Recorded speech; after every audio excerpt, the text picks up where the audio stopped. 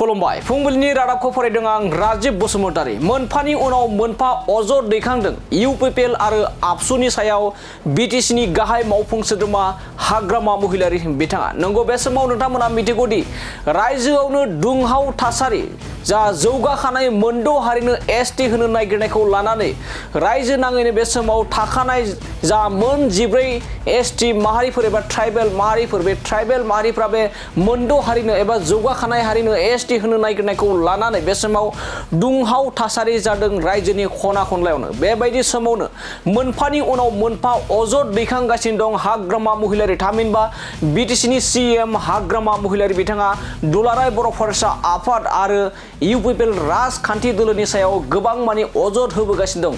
बे समाव फिन आरोबाव हाग्रामा महिलारि बिथाङा बे समाव दानि सोमावसारनायफ्रा हाग्रामाखौ फोजोबस्रांनायनिसो गुबै थांखि होननानै बे समाव अजद दैखांदों हाग्रामा महिलारि बिथाङा। बेजों लोगोसे आरोबाव बिथाङा फोरमायदों दि ABSU आरो UPPLआ BTCखौ गोजोन गैयै थासारि खालामनो थाखाय थांखि लाखुमागासिनो दं होननानै हाग्रामा महिलारि बिथाङा बाथ्रा बुंदों।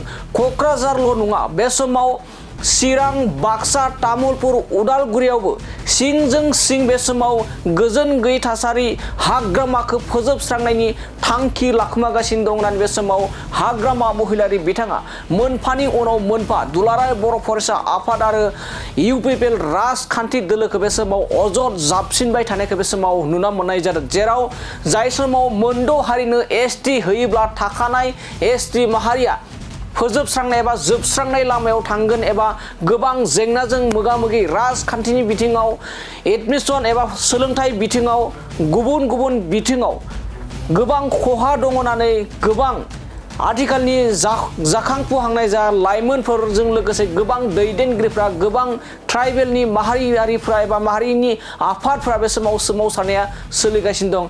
बेबायदि समाव मोनफानि उनाव मोनफा थामहिनबा ABSU आरो UPPL राजखान्थि दोलोनि सायाव टारगेट खालामदों एबा टारगेट खालामनानै गोबां मानि बाथ्रा बुंबाय थादों। बिथाङा फोरमायनाय बायदिब्ला ABSU आरो UPPL राजखान्थि दोलो एबा आथिखालनि जाबायदि सोमावसारनाय जा ST होनो नागिरनायनि बेरेखायै सोमावसारनाय, बे सोमावसारनाया हाग्रामा महिलारि बिथांखौ फोजोबस्रांनायसो मोनसे थांखि होननानै बिथाङा अजद दैखांदों। लोगोसे ABSU आरो UPPLआ क'क्राझारनि अनगायैबो चिरां, बाक्सा, तामुलपुर, उदालगुरियावबो बेबायदि गोजोन गैयै थासारि खालामनो थाखाय सिमां सुजुगासिनो दं होननानै बे समाव अजद दैखांदों BTCनि गाहाय मावफुं सोद्रोमा हाग्रामा महिलारि बिथाङा।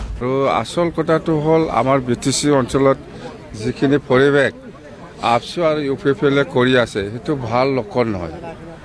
মুঠতে ABSU বা UPPLে যিটো 6 জনগোষ্ঠী জনজাতিকৰণৰ নামত প্ৰটেষ্ট কৰি বা আন্দোলন কৰি যিটো ভায়োলেণ্ট কাম কৰিব ওলাইছে বা ঠায়ে ঠায়ে কৰিবৰ কাৰণে যিটো ব্লুপ্ৰিণ্ট, সেইটো আমি গম পাওঁ।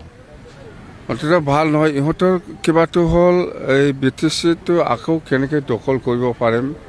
হাগ্ৰামা মহিলাই শাসন কৰি আছে। এই শাসন কালত যেনে তেনে BTCটো লুটপাট কৰিব লাগে, গণ্ডগোল কৰিব লাগে।